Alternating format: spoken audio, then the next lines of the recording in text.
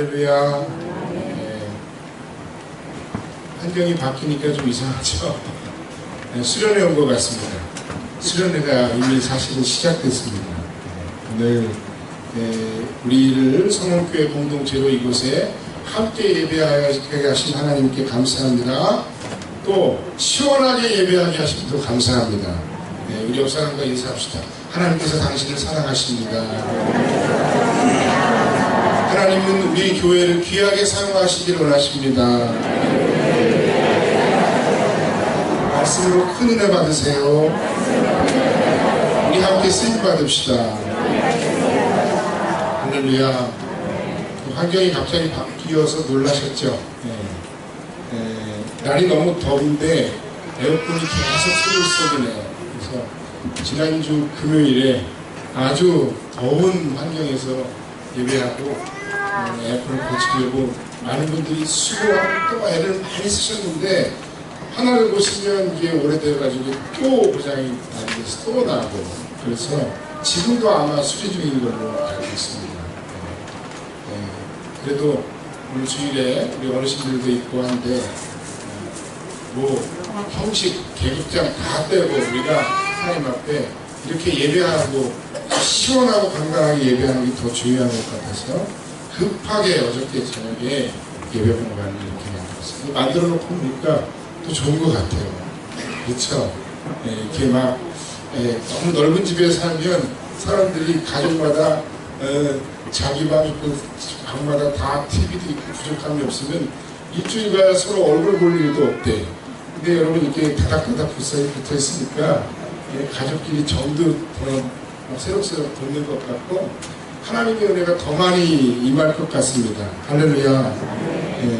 우리 이런 공간만 해도 부러워하는 분들이 사실은 얼마나 많은지 몰라요. 그동안 우리가 너무 좋은 환경에서 우리가 예배했던 거예요.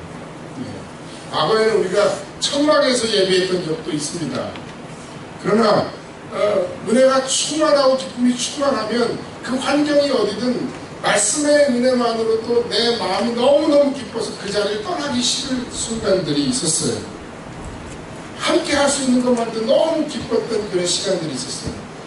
점심마다 매번 라면 한 그릇만 줘도 정말 너무너무 그 시간이 기다려지던 시절이 우리에게도 있었습니다.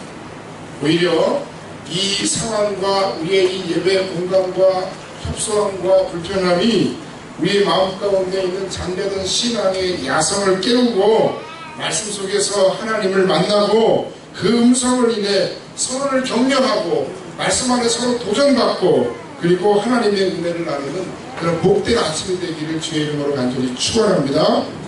한 몇 주 전부터 우리가 초청 시리즈 해가지고 5주짜리 설교를 지금 하고 있는데 첫째 주에는 하나님은 우리보다 앞서 행하신다. 우리의 삶에 우연은 결코 없으며 그 인도하시는 실패도 없다. 지금 현재 내가 겪고 있고 우리 교회가 만나는 이 모든 상황에 하나님의 역사와 인도하심이 분명히 있는 거다. 우리보다 앞서 행하신 하나님이시다. 할렐루야. 그리고 하나님은 그 가운데 우리를 초청하십니다. 그분의 계획 속에서 예수 그리스도로 말미암은 구원의 은혜로 우리를 자녀 삼으셨을 뿐만 아니라 하나님 나라의 회복을 위한 동역자로 나와 여러분을 우리 성원교회를 초청하고 계신다는 겁니다. 그리고 오늘 그 세 번째 시간으로 우리를 하나님께서 또한 준비시키시는데 좀 더 구체적으로 어떤 부분에 어떤 사명으로 우리를 초청하고 계시는지 그걸 우리가 함께 오늘 나누기 원합니다. 돌아가신 본인이 되신 오카는 목사님께서 1세기에 예수님을 따르기 위해 콜로세움에서 맹수에 찢기고 고된 형벌을 받으며 죽어갔던 그리스도인들이 받았던 그 도전이나 물질주의, 소비주의의 거대한 물결에 휩쓸려서 살고 있는 지금 현대의 그리스도인들이나 그 두 가지 영적인 도전 중에 어떤 도전이 더 무겁다라고 쉽게 단정할 수 없을 정도로 우리 현대 그리스도인들이 살아가는 그 삶의 환경이 어렵다, 힘들다 이렇게 말씀하셨어요. 또 제가 직접 뭐 8세미나에 이런 데서 들었던 것 중에 이런 상황 속에서 후배 목사들을 생각하면 눈물이 앞을 가린다. 얼마나 힘든 상황에 저들이 처해 있어야 하는지 알기에 너무너무 안타깝다. 그런 이야기를 해주세요. 자, 그럼에도 그런 우리의 삶의 현실과 상황 속에서도 우리가 믿는 하나님은 지금 이와 같은 우리의 삶의 절망적인 순간에도 여전히 살아계셔서 일하고 계십니다.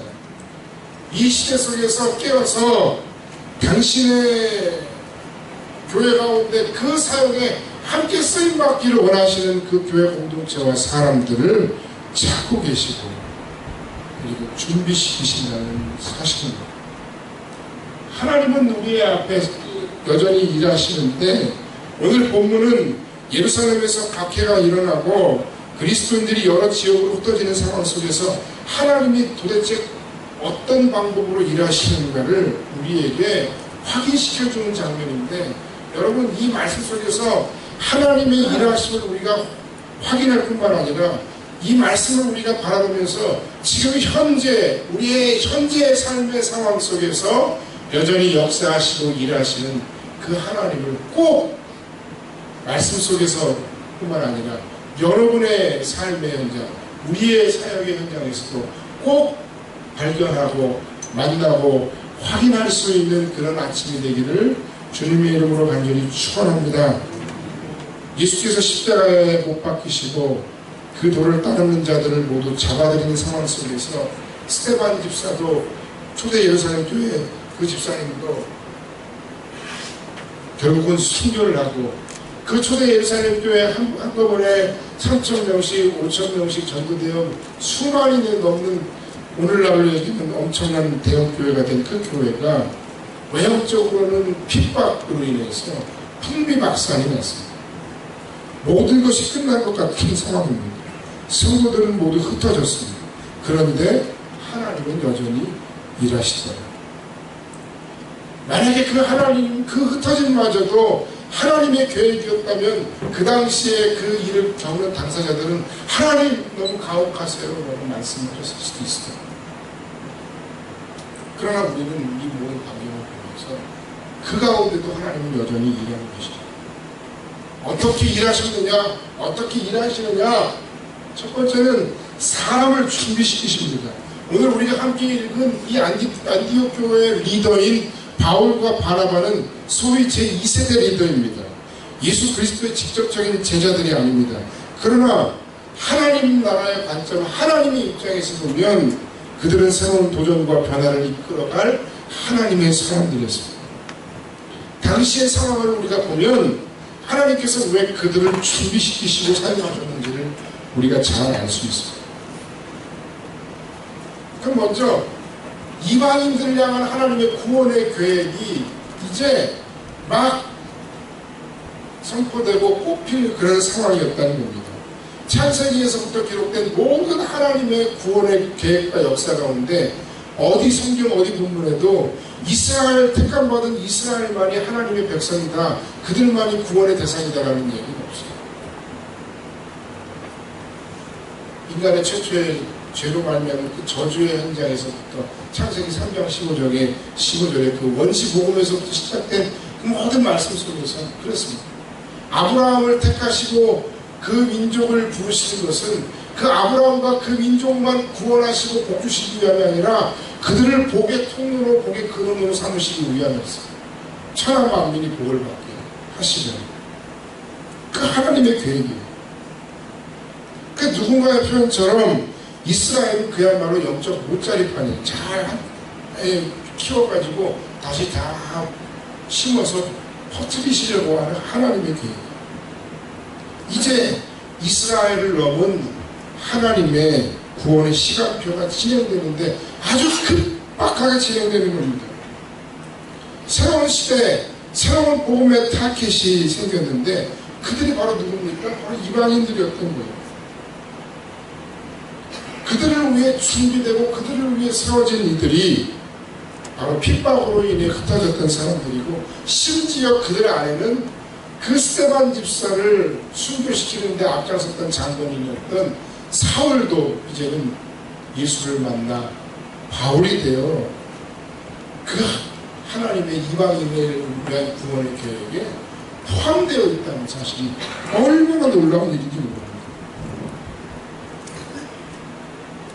하나님은 흩어진 사람들을 통해 이방인의 구원의 계획을 이루어 구체화시키시고 그들을 공동체로 묶어서 이방인을 위한 최초의 교회 공동체, 선교 공동체로 출범시키셨습니다. 그것은 이방인을 위해서뿐만 아니라 다음 세대를 위한 하나님의 계획이기도 했습니다. 여러분, 복음서가 언제 기록되는지 아십니까? 이 복음서는 보통 AD 60에서 70년 사이에 거의 기록된 것으로 사람들이, 학자들이 이야기합니다. 그 당시의 상황에 의하면 로마 제국에 의해서 성전이 불타고 이방인들이 교회로 들어오면서 새로운 교회의 어떤 패러다임의 변화의 시기가 이제 맞이하게 된 겁니다. 예수님의 12제자들이 거의 점점 다 순교하거나 사라져가면서 새롭게 기독교인들이 된 사람들에게 과거 자신의 신앙의 선배들이 경험했던 그 신앙의 내용들, 그들이 만났던 예수님, 그들이 경험했던 놀라운 복음에 대한 소식과 그 구원의 확신에 대해서 이야기할 만한 근거가 점점 없어졌어요. 그래서 그 필요에 의해서 새롭게 세워지는 새로운 그리스도인들, 이방인들, 그리고 오고 오는 새로운 다음 세대의 모든 이들을 위해서 마태가 바라보는 예수님은 누구신가? 마태도, 베드로의 제자인 마가가 바라보는 예수님은 누구신가? 누가가 바라보는 예수님은 누구신가? 요한이 경험했던 구원자 예수님은 어떤 구원자이신가? 그래서 그 놀라운 그 복음의 내용들이 그때 생생하게 기록된 것이고, 그건 뭐 때문이라고요? 다음 세대를 위해서, 다음 세대를 알려주기 위해, 다음 세대에게 그 하나님의 그 살아계심과 예수 그리스도의 복음의 능력을 생생하게 전달하기 위한 목적으로 기록되어 있습니다. 하나님은 늘 다음 세대를 준비시키십니다. 그렇지 않으면 수많은 도전 앞에 교회는 아마 살아남지 못했을 겁니다. 지금도 마찬가지입니다. 지금도 한국교회가 굉장한 위기 상황 가운데 빠져 있다고 얘기합니다. 물론 많은 이유와 원인이 있습니다. 뭐 누구에게 원인을 찾겠습니까? 교회 우리 자체에 문제가 있습니다. 목사들에게 문제가 있습니다. 너무 욕심을 많이 부렸습니다. 사회에 덕이 되지 못했습니다.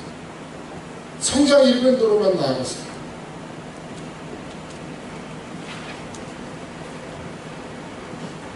그래, 한국교회는 지금 위기 상황입니다. 청년들이 많이 모이는 그 청년교회를 제외한 청년들만을 위해 만들어진 그 교회가 아닌 이상은 지금 교회의 거의 대부분의 주축이 50대입니다. 그러니까 주일학교는 말할 것도 없고 중고등부 청년회가 존폐 위기에 빠졌어요. 우리는 아닌데요. 우리만 아니면 됩니까? 그것도 아니고요. 사실은 우리도 가만 보면 우리 교회 다니는 부모의 아이들만 나와요. 거의 대부분 그래요. 지금 교회마다 그래요. 그 아이들도 안 와요. 이제는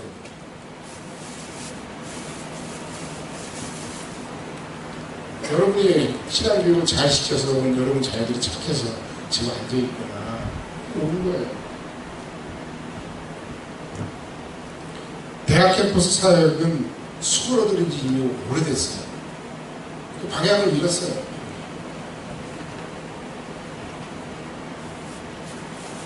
우리가 이 부분에 대해서 정말 큰 위기의식을 갖지 않고 준비하지 않으면 10년 안에 이 한국의 교회가 어떻게 될지, 지금 그냥 뭐 수천 명, 수만 명 나오니까 거기에 지금 현혹돼가지고 지금 모르는 거예요.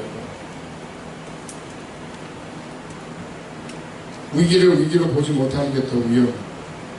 꼭 가봐야만 합니다.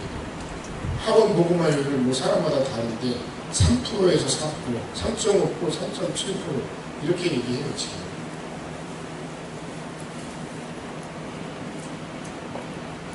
그래서 우리는 이 상황 가운데 이 교회의 위기 상황임을 우리가 깨닫고 하나님의 일하심을 믿으며 그 일하심과 초청에 그 준비시키시면 우리가 동역해야 해야 됩니다.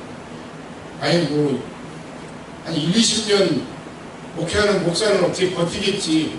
그 다음 목회자가 알아서 하라고 그래요. 얼마나 무책임한 이야기입니까? 아니 우리 신앙생활하는데 지금 편하면 내 위주로 신앙생활하면 편하면 되는데 뭐 그걸 그때 가서 알아서 어떻게 되겠지. 얼마나 무책임한 어른들입니까?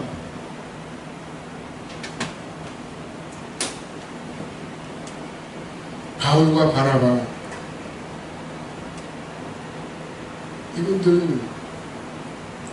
이분들을 통해서 하나님께서 안디옥 교회를 세우시고 이분들을 통해서 이분들의 사역을 통해 안디옥 교회가 그들을 선교사로 파송해서 이방인 선교에 엄청난 새로운 복음의 전기가 마련됐던 거죠.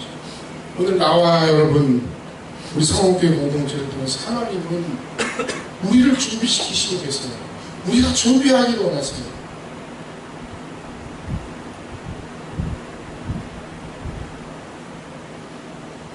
우리 그 사실을 우리가 깨닫고 고백하고 우리를 왜 부르셨는지 무엇 때문에 부르셨는지 지금 당장의 문제가 아니라 우리의 자녀 세대와 그 이후에 한국교회 상황이나 우리의 복음의 어떤 은총과 복이 어떻게 임할 것인지에 대해서 우리가 진지하게 고민하고 생각해 봐야 됩니다. 여전히 일하시는데 하나님은 그런데 더 구체적으로 어떻게 일하시느냐? 변화를 통해 일하십니다. 우리의 익숙한 환경과 의식하던 것들을 무너뜨리고 광야로 가게 하십니다. 심지어 박해와 어떤 흩어짐을 통해서까지도 하나님은 그들을 광야로 내모셔요. 때로는 누가 바뀌고 누가 변화되어야 될까요? 목회자가 바뀌고 변화되어야 될까요? 근데 여러분들은 아닌 것 같아요? 여러분 요새 젊은 아이들, 어린 아이들이, 어린 학생들이 딱 노래는 딱 두 종류라고. 꼰대와 꼰대 아닌 사람. 꼰대와 아니면 된대요. 아니 왜 이렇게 버르장머리가 없고 그래? 뭐 이렇게 얘기할 수도 있지만 그래가지고는 답이 없는 거예요. 우리는 그 아이들을 위해서 최선을 다한다고 생각하고 그 아이들을 자꾸 어디에 무대에 세운다고 생각하고 와서 좀 춤 췄으면 좋겠다고 생각하는데 그 애들의 마음 가운데 어쩌면 아니 왜 목적 없이 내가 거기서 춤을 추지? 우리를 왜 자꾸 동원을 시키려고 그래? 아니 이렇게 생각 차이가 많이 나는 거예요. 여러분 좋은 마음이었던 거 알아요. 근데 받아들이는 입장에서 그렇게 생각 안 하는 거예요. 우리가 바뀌어야 돼요. 우리가 변해야 돼요. 우리가 조금 더 들어야 돼요. 그 아이들의 이야기를 우리가 조금 더 들어야 돼요.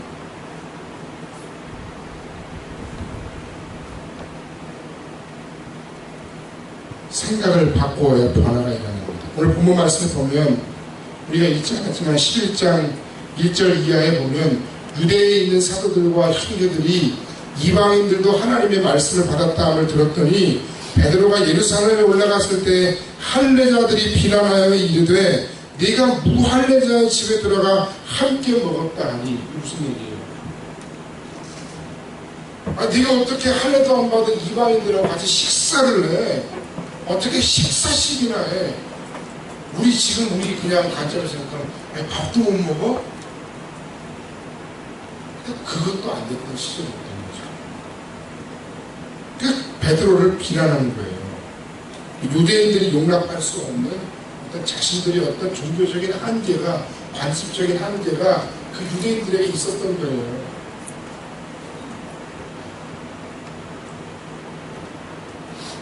우리는 그런 게 없을 것 같아요? 신앙과 어떤 진정한 복음의 어떤 본질이 유대교라고 하는 자신들이 살아내온 어떤 종교적인 관습, 삶의 문화의 한계에 갇혀서 진짜 복음의 사역이 펴보지도 못할 그런 위기가 오는데 처했다는 거예요. 그 베드로가 자기의 이야기를, 자기가 경험했던 이야기를 쭉 하죠. 오늘 본문에 보니까 우리가 그동안 나눴던 내용들이 다 그 얘기입니다. 그리고 그 이야기의 결론으로 17절과 18절을 이야기합니다. 그런즉 하나님이 우리가 주 예수 그리스도를 믿을 때에 주신 것과 같은 선물을 그들에게도 주셨으니 내가 누구이기에 하나님을 막겠느냐 하더라. 그들이 이 말을 듣고 잠잠하여 하나님께 영광을 돌려 이르되 그러면 하나님께서 이방인에게도 생명 얻는 회개를 주셨도다 하니라. 할렐루야. 큰일 날 뻔했죠. 또 우리가 읽은 21장 19절 말씀 이하에 보면 스데반의 일로 일어난 환난으로 말미암아 흩어진 자들이 베니게와 구브로와 안디옥까지 이르러 누구에게만? 유대인에게만 말씀을 전하는데, 그렇게 하나님의 엄청난 계획을 가지고 그들을 뿔뿔이 흩어져서 각 세계 곳곳의 지역의 디아스포라로 그들을 소위 파송을 하셨는데, 근데 파송받은 그들 가운데 대부분이 어떻게 했다고요? 복음은 너희들에게는 안 돼 하고 유대인에게만 복음을 전했다. 기준을 정한 거죠. 이런 아이들은 안 돼, 저런 사람들은 안 돼, 교회 바깥에 있는 저런 사람들은 교회 안에 들어오는 것도 안 돼, 뭐 한 사람은 안 돼, 뭐 이래서 안 돼, 저래서 안 돼. 하지만 20절, 21절 말씀을 보니까 그 중에 구브로와 구레네 몇 사람이 안디옥에 이르러 헬라인에게도 말하여 주 예수를 전파하니 주의 손이 그들과 함께 하시며 수많은 사람들이 믿고 주께 돌아오더라. 지금은 선교가 굉장히 일반적인데 그 당시에는 소위 해외 선교, 이방인 선교라는 건 있을 수도 없는 상황이었다는 거죠. 결정적인 장면입니다. 만약에 베드로가 하나님의 인도하심에 순종하지 않았다면, 만약에 예루살렘 교회의 할례자들이 베드로의 말을 받아들이지 않았다면, 만약에 흩어진 모든 사람들이 자신이 유대인인 이유로 말미암아 오직 유대인에게만 복음을 전해야 한다고 끝까지 고집했다면,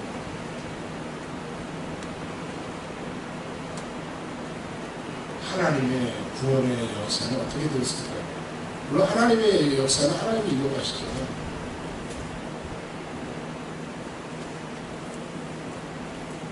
This is not my church. 지금은 우리가 굉장히 중요한 시기를 지내고 있습니다. 지금 우리가 생각을 뭔가 바꿔야 할 결정적인 순간이 왔습니다. 이제는 우리가 하나님의 인도하심과 그 변화를 감지해내야 할 순간에 왔습니다. 주인의식이 필요하죠. 물론 책임감 없는 권리만 주장하는 주인의식은 사용합니다만, 그거는 뭐 말할 것도 없고, 우리가 하나님 앞에서 고백해야 될 게 있어요. 이 교회는 그리스도의 몸이며, 이제 이 교회는 내가 주인 행세하는 내 교회가 아니라 next generation, 다음 세대를 위한 교회이고, 그리고 아직 이곳에 발길을 대지 않은 교회 밖의 사람들, 예비된 주의 자녀들, 비신자들을 위한 교회라고 고백해야 합니다. 제가 왜 계속 유대인들이 이방인들의 선교하는 과정에서 그 결정적인 순간이 있었다고 얘기를 합니다. 오늘 우리에게도 그런 순간이 왔답니다. 내가 또는 우리 교회가 또는 내가 또는 우리가 이 교회의 주인이라는 생각을 가지고 교회의 모든 목회를 바라보고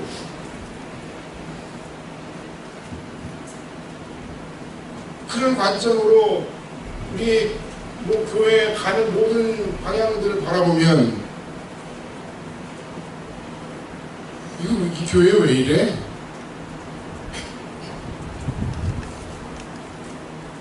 왜요? 내가 생각하는 교회가 있어요. 내가 좋은 교회라고 생각하는 기준이 있어요. 나를 위한 교회이기 때문에 그래요. 내가 편하려고 신앙생활, 편하게 신앙생활을 하려고 하는 교회예요. 내가 주인인데.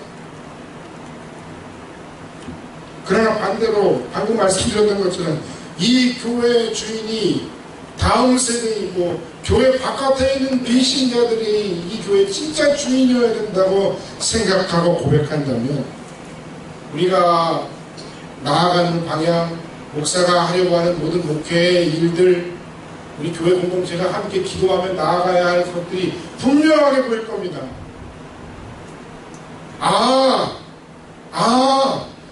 그랬구나. 그래서 그랬구나.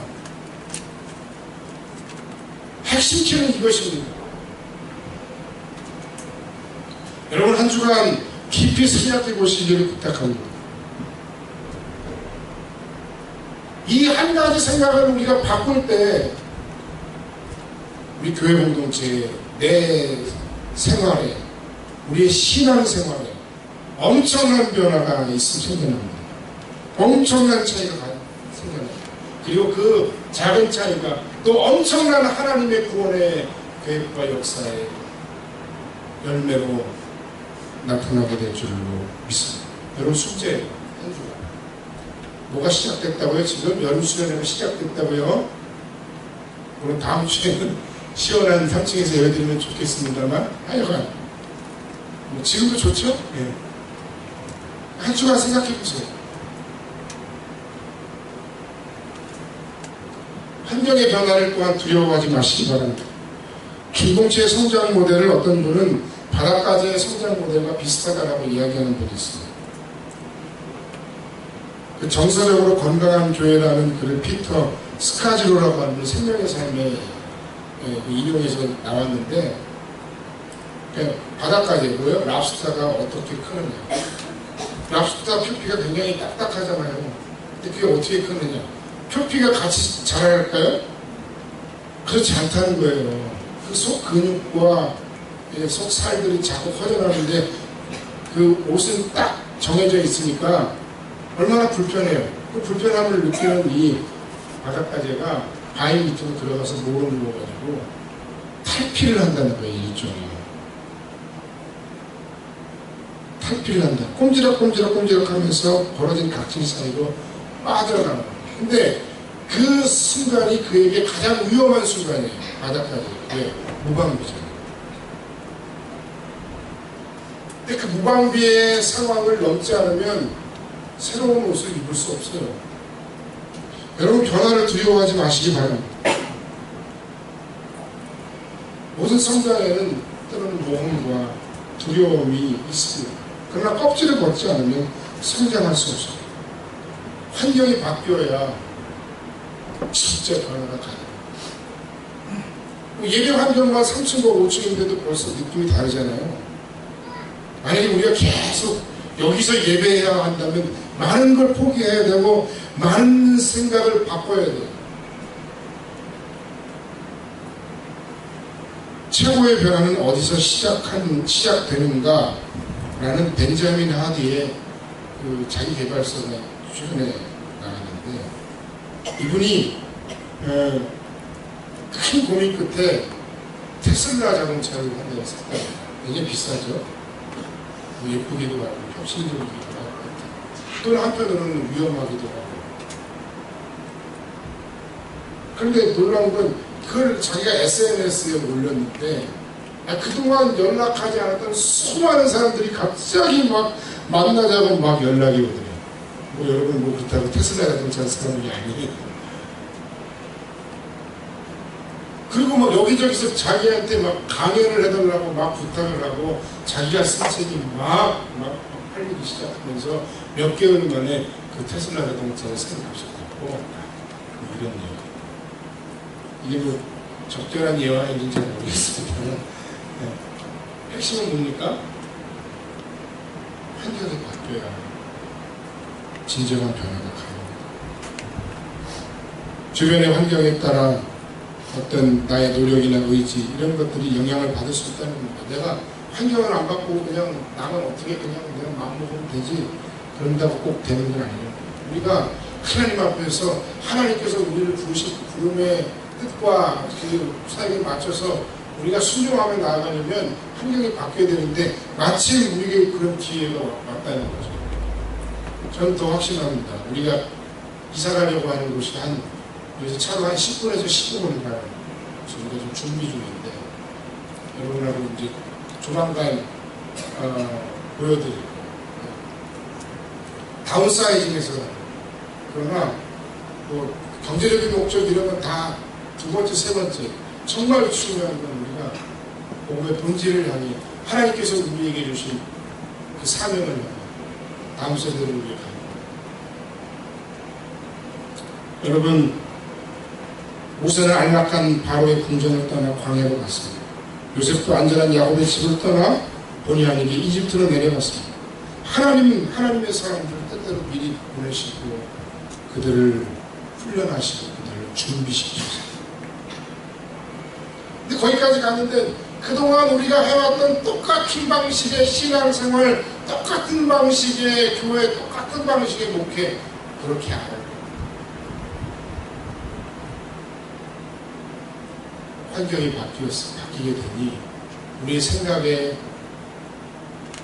변화를 통해 하나님께서 우리에게 원하시고 기뻐하시는 놀라운 일하심과 그 역사하심을 통역하는 여러분의 신앙과 삶의 큰 변화와 여러분의 인생의 큰 축복의 통로가 되는 경험들을 반드시 경험하는 그런 기회들로 삼으시기를 주님의 이름으로 간절히 축원합니다.